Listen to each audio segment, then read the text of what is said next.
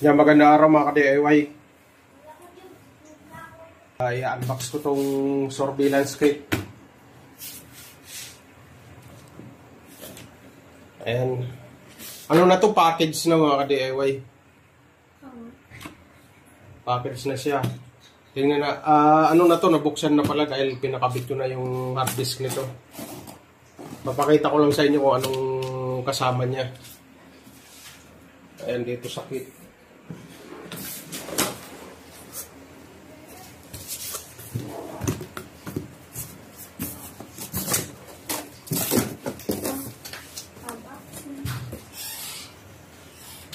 Ayan, may mga video balon.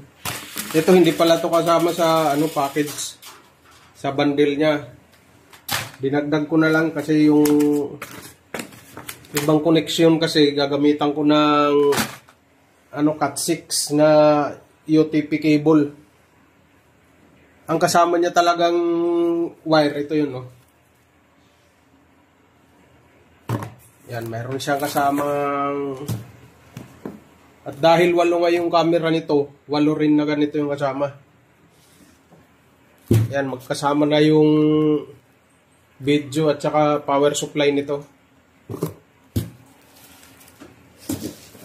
Ayan, 8 piraso ito mga ka-DIY.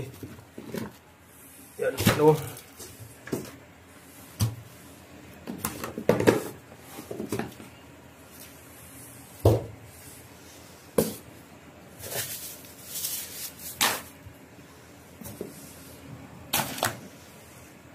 Tapos ito na yung camera. 4 na outdoor. Ayan, itong mahaba outdoor yan. Ayan. Bali yung camera pala nito, 2 megapixel. Ayan, 2 MP.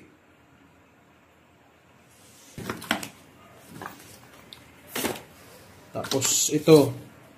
Ito na yung DVR. Ayan, DVR. Dito lahat ikakabit ng camera. Tapos susubukan natin.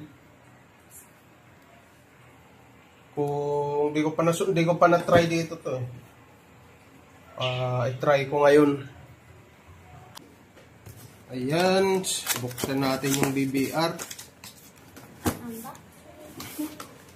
Bali yung kasama hard disk nito. Ito pa pala yung power supply niya. May mouse.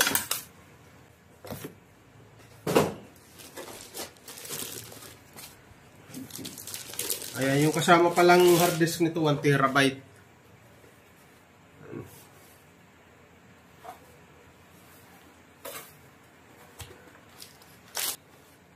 Ngayon, i-try natin mga ka-DIY kung gumagana lahat to.